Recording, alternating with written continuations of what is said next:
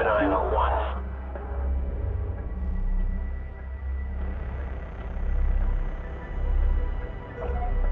Fleet, recon lead. We're on station.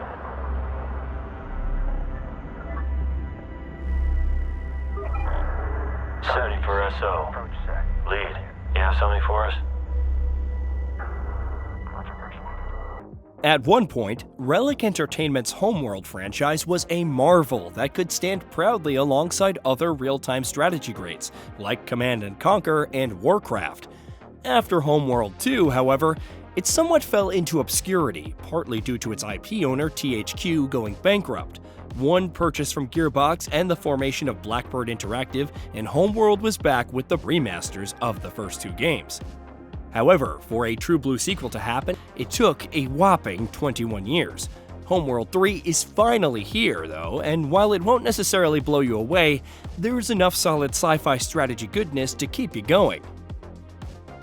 The story concerns the disappearance of Karan Sajet, a central character from the previous titles, during a mission to leverage the hyperspace gates spread throughout the universe. Not much is known about her disappearance, save for the mysterious anomaly's containment. As the new navigator and Karen's successor, Imogen, players control the Kar-Kushan, a state-of-the-art mothership with Intel officer Isaac Paktu at the helm, and embark on a journey to perhaps stop the anomaly. Thematically, Homeworld 3 is more gritty military sci-fi. That can often mean less heroics and more grounded sacrifices, though Imogen and Isaac serve to humanize many of the more grim occurrences. Throughout all this, there's also an air of mystery, as the navigator witnesses strange visions whilst jumping through hyperspace, struggling to understand them. Not every line is a winner, some of it is seemingly trying too hard for a weighty feel, and there are instances of some dialogue overlapping others, but it's executed for the most part. Aside from these two, the fleet and personnel of the Kar-Kushan make themselves known through chatter during missions. It's not overbearing and updates you on their combat status, which is useful and adds to the atmosphere. Overall, the signature tone of the previous games of being isolated and alone in space, a mere speck in a much bigger conflict, is still very much intact. That's further helped by the presentation, with extensive cutscenes before and during missions, the latter sometimes interrupting the pacing as missions evolve and enemies make themselves apparent.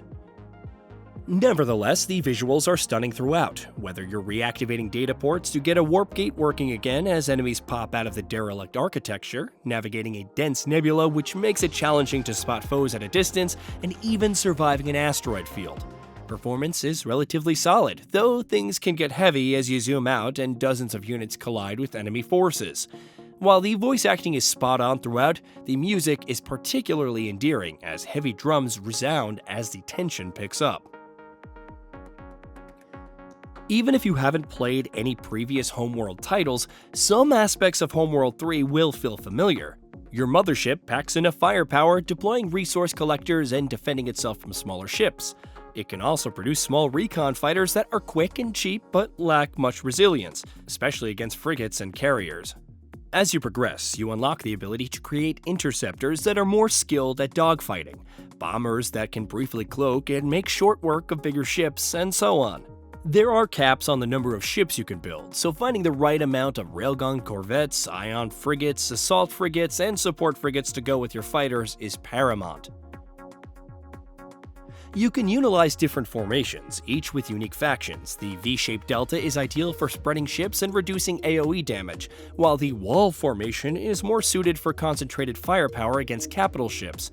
Formations can be switched on the fly to balance out maneuverability and damage while the ship stands, which determines whether it's relentlessly aggressive or neutral.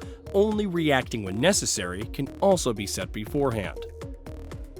If that weren't enough, you can also research upgrades for the mothership and each ship type, activate different abilities, direct resource collectors to capture enemy ships and add them to your fleet, and more.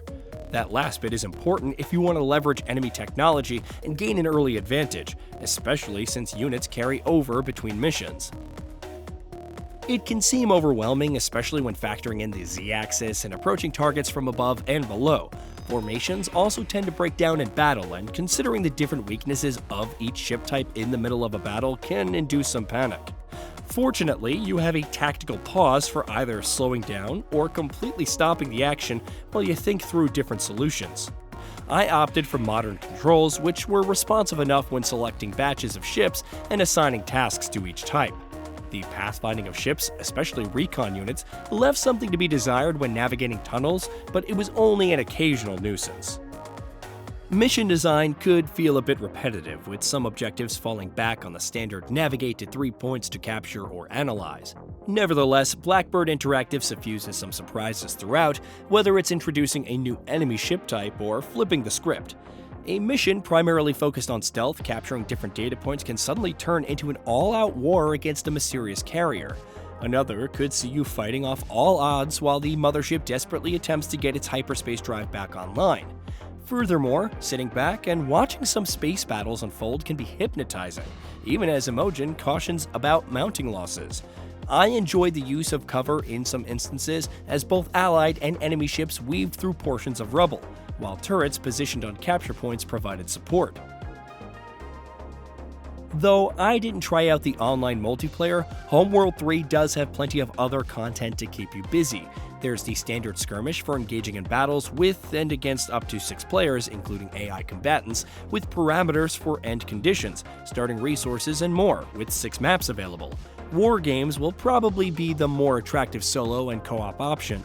It's a roguelike mode where players can choose a fleet type, which determines their starting fleet, and partake in PvE combat. You can opt for different difficulty modifiers like greater enemy incursions, reduced resources, additional objectives, and so on, to really up the challenge. They also add to the XP earned, used to unlock additional fleet types. There are also artifacts to discover when completing objectives and salvaging wreckage, which can provide significant upgrades towards runs, increasing your chance of survival. While more akin to a wave-based survival mode than a roguelite crawl through various locations, War Games is still a fun distraction and set to grow over time with more content planned. As noted earlier, Homeworld 3 isn't a game changer for the franchise. It's not going to uplift it or set new standards for the genre as a whole. Instead, it offers tight strategy gameplay with a few hiccups, a relatively polished technical experience with only a handful of bugs encountered during my playthrough, and intriguing story with a compelling mystery. Its additional modes provide further longevity for those who enjoy the combat, and the presentation is noteworthy. All of this adds up to an experience that's more than the sum of its parts, even as some stand out more than others. Hey, did you know that we at Gaming Bolt upload new videos every day? Stick around, drop a like, subscribe, and hit that bell, and let us know what kind of content you'd like to see in the future with a comment below.